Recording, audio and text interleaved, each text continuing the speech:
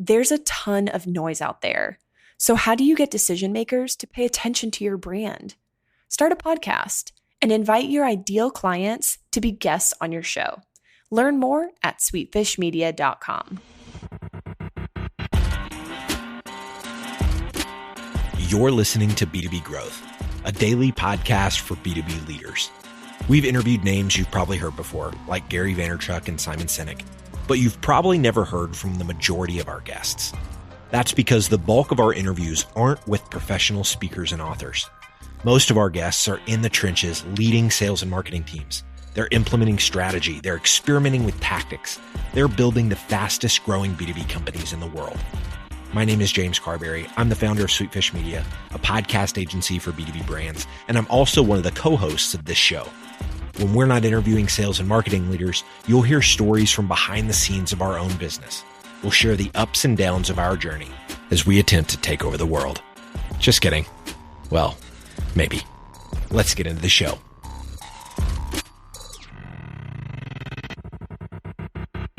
Welcome back to the B2B Growth Show. I'm your host for today's episode, Sean Blackburn with Sweetfish Media, joined today by Marc Bitanga. He is the CEO over at Agencio. Marc, how are you doing today? I'm doing fantastic. Thanks for having me today, Sean. Absolutely. Great to have you on the show. Excited about our topic today. We're going to be discussing how to establish a growth marketing team. But before we begin, if you can just tell our listeners a little bit about you, your background, and what it is that you guys over at Agencio are up to these days. Absolutely. So I've had over 20 years of digital marketing experience working for really great companies like SAP, Electronic Arts, as well as Hootsuite.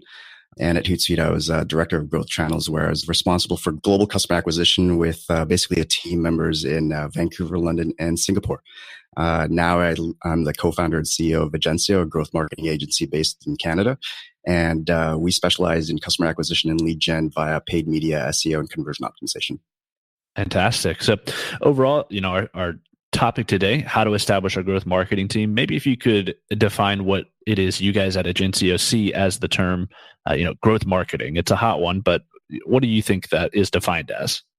Well, having been, working in SaaS and working with tech companies and working on the agency side as well, growth marketing has, different connotations when someone brings it up. But I would probably break it down in kind of three phases, right? So for example, traditional marketing was really all about branding and awareness.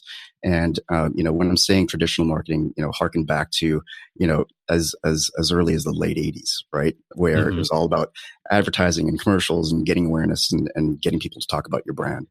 Then came the dawn of digital marketing over the last, 15, 20 years, where it was not just about brand awareness, but it was all around, bringing in traffic and engagement and signups. Growth marketing is just now an extension of that, where essentially it is the full cycle of awareness, acquisition, revenue, retention, referral, basically what we know as the industry as pirate metrics, right?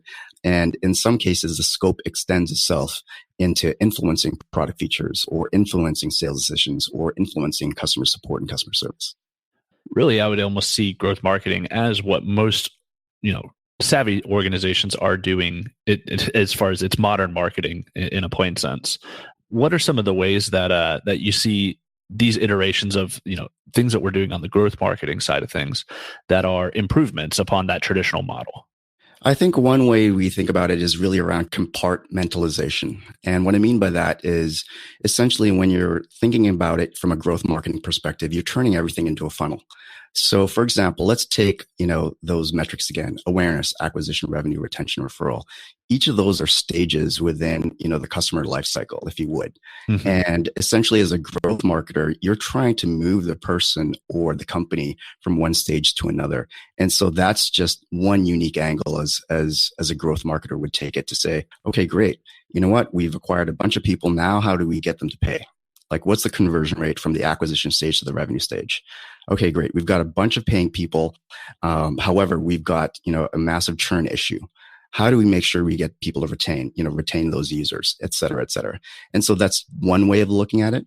Another difference, I think, from a growth marketing perspective is really around velocity, right? So as a growth marketer, you're really biased towards the short and midterm as opposed to the long term.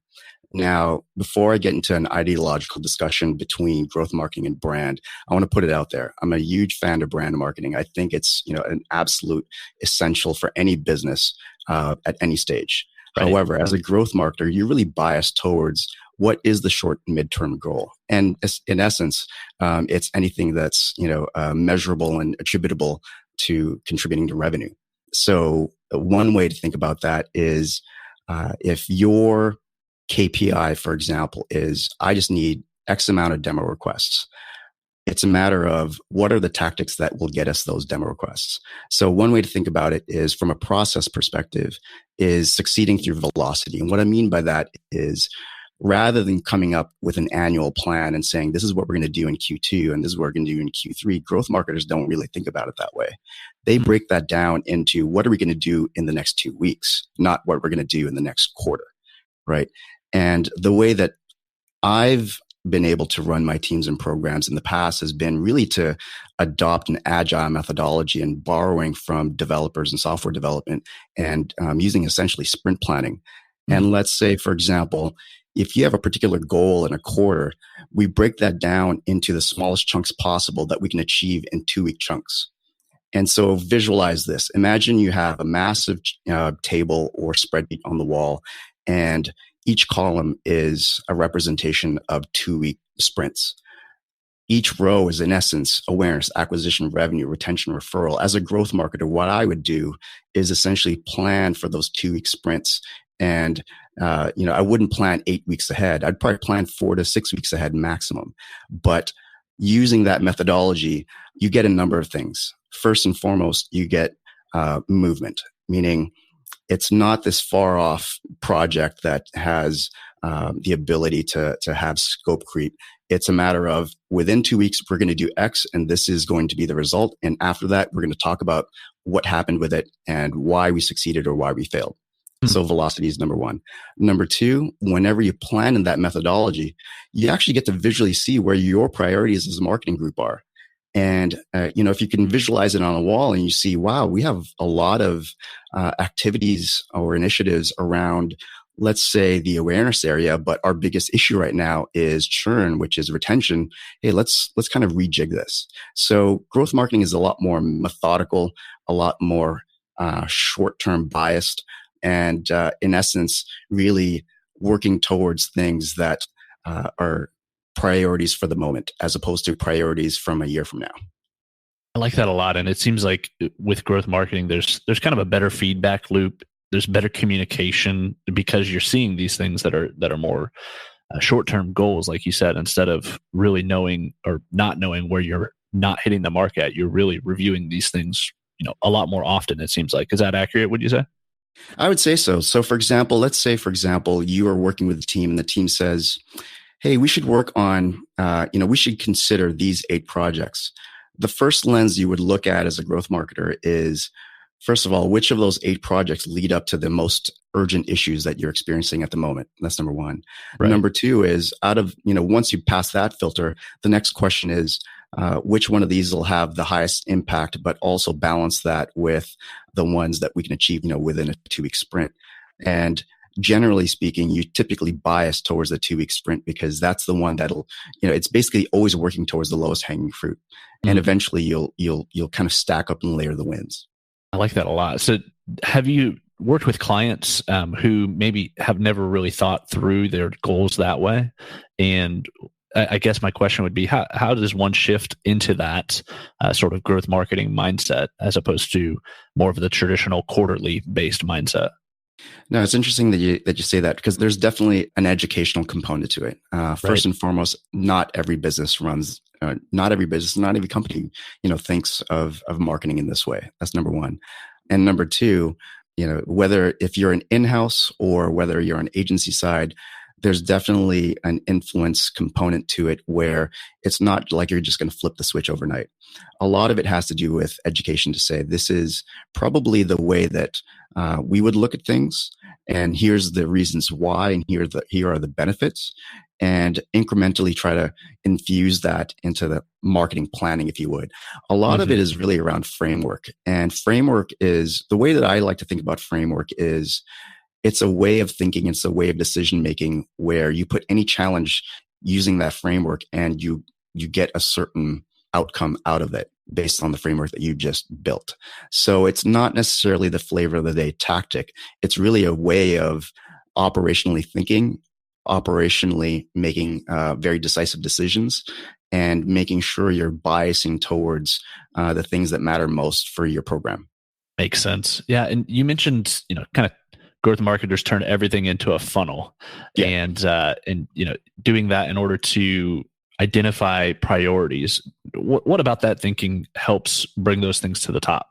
I think first and foremost, it brings up the things that, well, let me take a step back.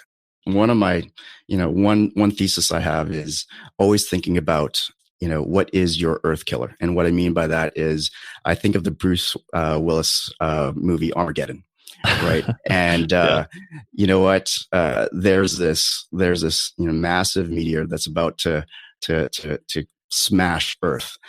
Every business and every marketing team has that. You just have to look for it. And what I mean by that is every business and every team has at least one, biggest issue they need to address. And it's really around focus and focusing on everything that you can on that one issue at a time. And if with that focus, then once you address that, move that out of the way, then you work towards the next one. So when you're thinking about a funnel in that perspective, so let's think about it from two perspectives. Not every marketer out there or every growth marketer out there owns the whole funnel, right? Sometimes your job is just retention. Sometimes your job is just around awareness. It's really around breaking down whatever challenge you have into the smallest chunk possible that you can move. So let me give you a practical example of that. There was one time I was working with a team, and churn was a major issue for us. And rather than looking at it in the traditional way of saying, wow, this, we have an issue with churn, let's perform research, figure out everybody's challenges with churn and address every single one. That's not the way that we pursued it at the time. The way we pursued it at the time was, wow, we have a massive amount of churn. Let's perform some research and find out what are the key reasons why. And rather than saying, hey, let's address these 8 key reasons why, we just chose one. And we just chose one to work on. And at that particular time, I think it was billing, for example. Let's just use that as an example. Right. Once we addressed the billing issue, whether it was just messaging or because it was just difficult to get through. Once we moved out of the way, then we asked ourselves, okay, did we make a meaningful enough change that we can address the 7th issue? Or do we work on something else upwards in the funnel? Right. And so that's the way of thinking of it and turning it from a funnel perspective. It's not just a matter of moving it from one stage to another. It's also breaking down the challenges you have in the smallest bite-sized chunks that you can work on, as opposed to being overwhelmed by all the potential things that you could work on. It's story time again, and we're talking about search engine marketing. Today, I'm going to tell you about a challenge within Pelican Case's B2B division. Pelican needed a partner with deep B2B expertise that could get them a massive bump in leads from their pay-per-click campaigns without increasing spend. After vetting a handful of agencies, they decided to go with Directive Consulting, a B2B search marketing agency located in Southern California. Directive took on this challenge by refining their targeting and building custom landing pages for their advertising efforts. Once implemented, they saw a 208% increase in conversion rate. Needless to say, Pelican Cases met their initiative. And I have a hunch that Directive can get these kind of results for you too. So head over to directiveconsulting.com and request a totally free custom proposal. That's directiveconsulting.com. All right, let's get back to this interview.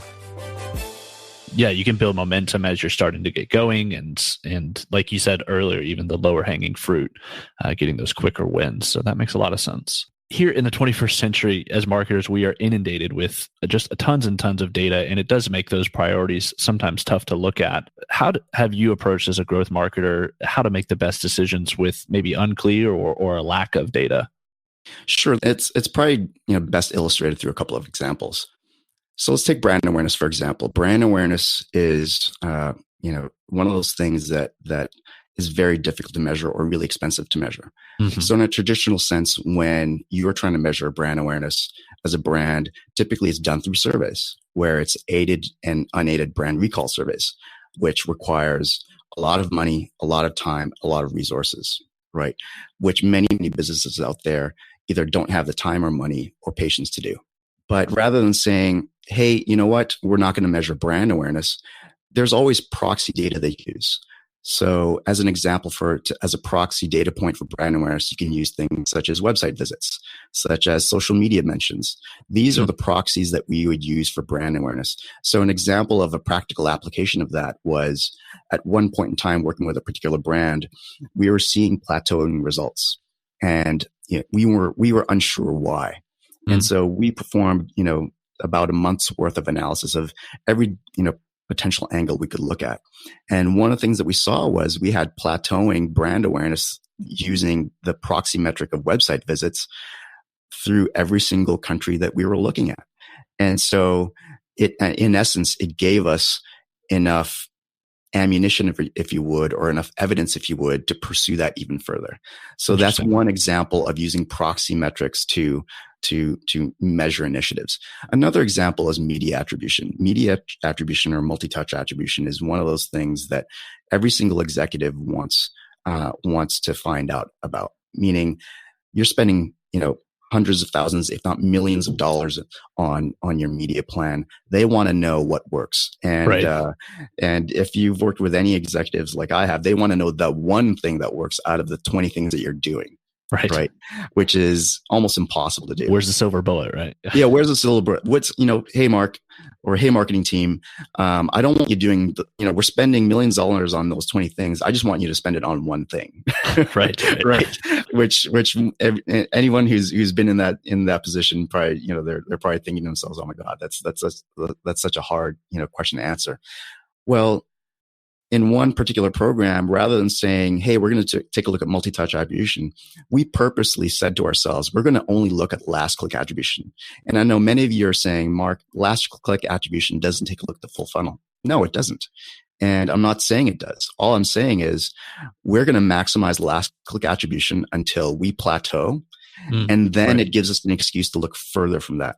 Because guess what? Using that particular measurement method helped Hootsuite grow 40% year on year, just using that one metric, right? Wow. And only when we started seeing slowing of growth, then we started expanding into multi-touch attribution to say, well, let's look beyond the last click.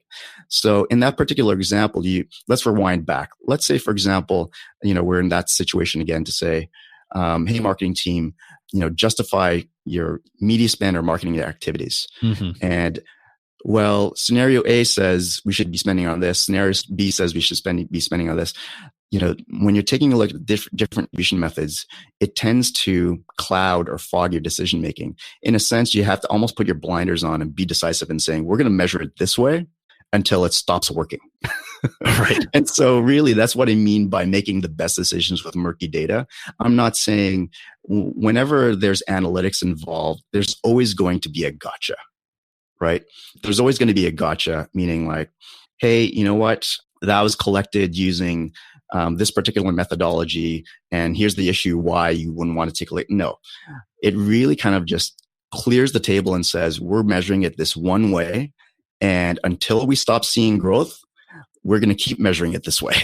Right. Yeah, absolutely. It's almost too simple, but yeah, it in a way it's not, because it's getting results and focusing on what's working, and then if it's not working, then you move to the next thing. Like, yeah, it's really in essence the solution to analysis paralysis. Right. Because time and time again, I've been in marketing meetings and marketing strategy meetings where there's always this. Well, if you looked at it this way, it's theory. It's theory. You can really kill a lot of productive cycles by continuing to explore the what ifs. It's a matter of just being decisive and saying, we're going to look at it through this lens. I know you disagree, but we're getting growth out of it.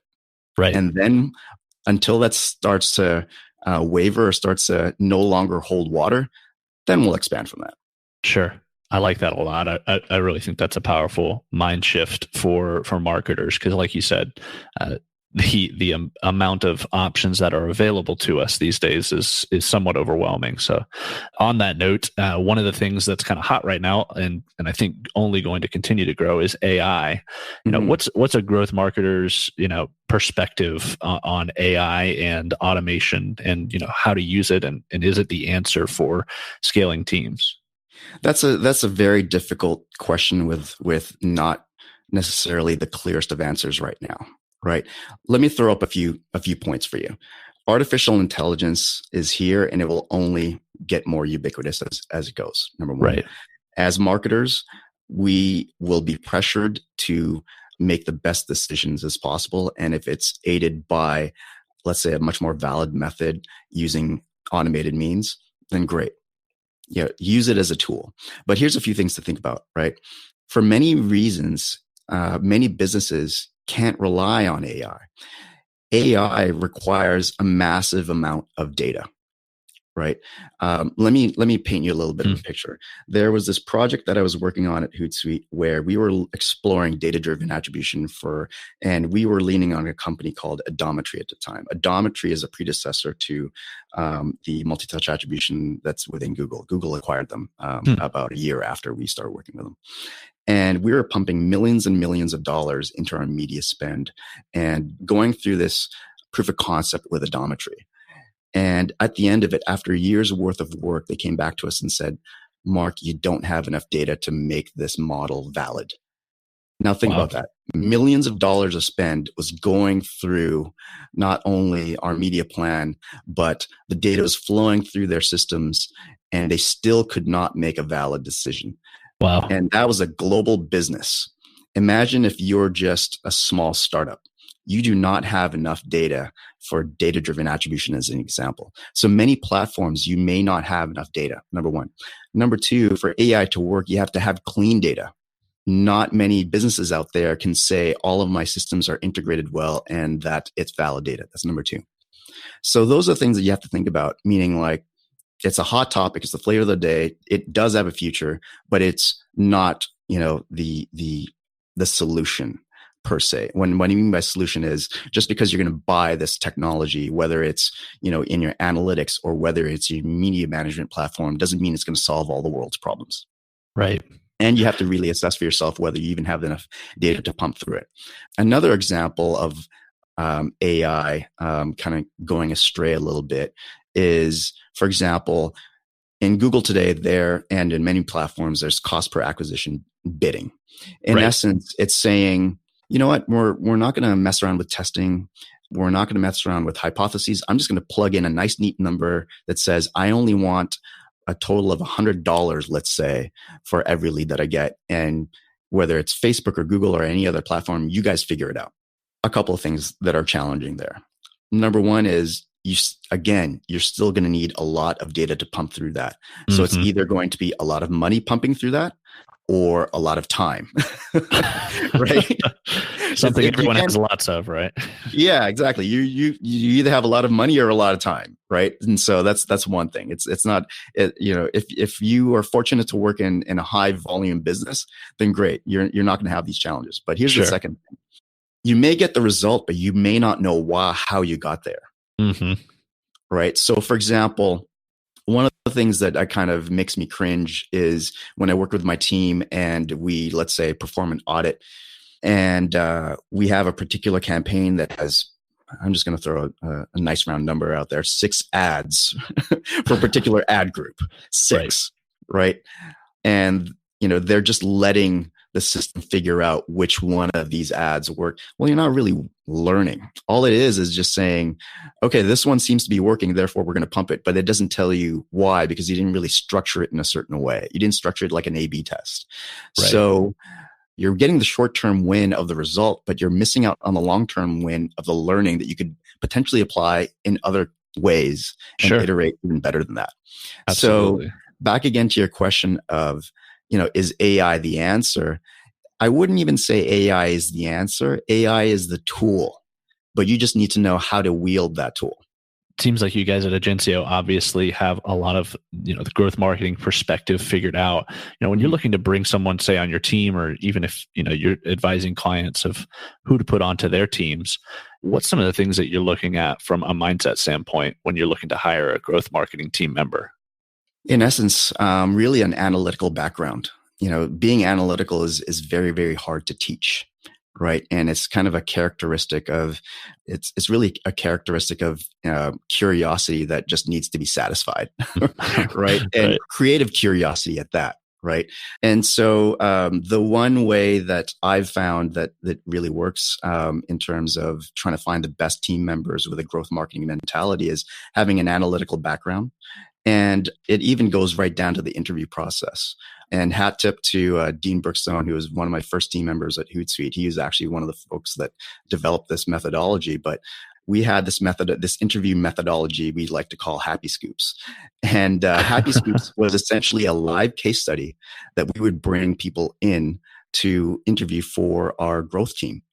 And it was a case study that you couldn't study. It wasn't a take-home exam. It was live scenarios that would literally be, here's a chart of metrics of all these different marketing channels. Tell us which one is underperforming and why. Or, hey, you need to drive down your cost per acquisition by this much. Here's what the funnel looks like for multiple channels. What will you do? And one of the reasons why we called it Happy Scoops was because it put a really nice happy veneer over a very brutal analytical interview process, where the case study was actually at the time, it was really funny.